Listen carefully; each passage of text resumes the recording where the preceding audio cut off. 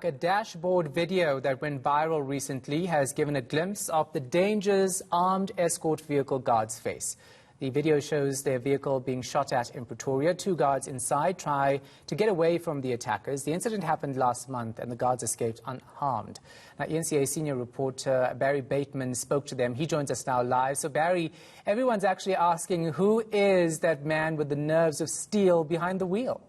Good afternoon, Shahan. Well, that is Leo Prinsloo. This is a man who's a former police special task force member who left the police service in about 2004 and has since been running his own firearms training academy out of Centurion in Tshwane.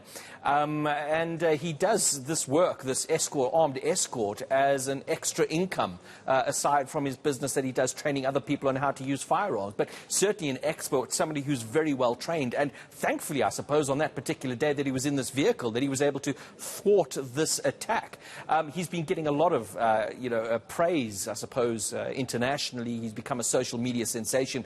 People admiring him for his nerves of steel. And he's been described by some as South Africa's Chuck Norris, if you can imagine the memes that would be coming out of that. But this is, of course, very serious business. This is a stark reminder of the extreme violence that people in his position face. So I was asking about that particular question. You're busy driving down the road, you're escorting millions of rands worth of cell phones, and suddenly there is the crack of gunfire. What goes through your mind? Take a listen. You start off with a day like that, you sort of need to expect things like that to happen because it prepares your mind for what you need to do. There's nothing that really can prepare you 100% for a situation like that. The first time I knew they were there was when the gunshots went off.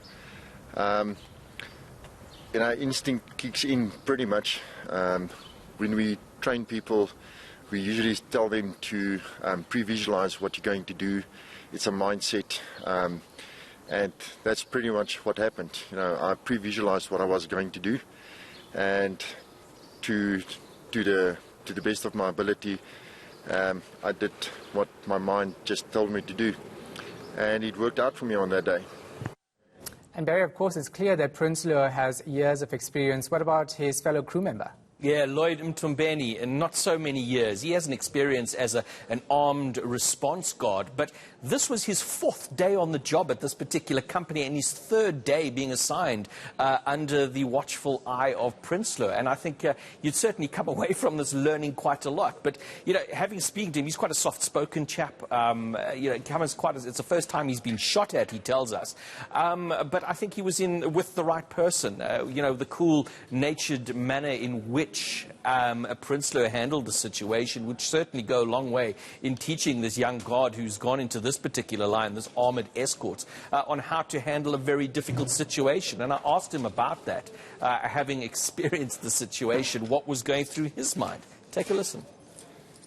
That time I was thinking of, maybe Mr. Leo, my crew, to actually try, like we said, trying to get rid of the threat.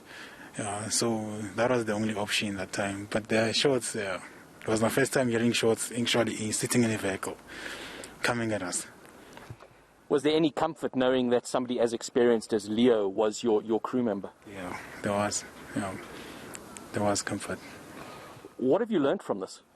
I learned a lot, how to react on situations like that because it was my first time, and thinking in a upbeat. When something happens, to think same time, Fourth day on the job. If it were me, I would have resigned with immediate effect that same night. So since this went viral around the world, many armchair critics have come out to give the pair advice. What's Prinsloo's response? Yeah, Shahad, I mean, you've heard those social media critics. Always got something to say, always know better, always have the background facts, and it's no different in this particular instance. Here are two men in a car being shot up to bits, and there are people questioning, well, why didn't you do this? Why didn't you do that? You couldn't do this, you couldn't do that.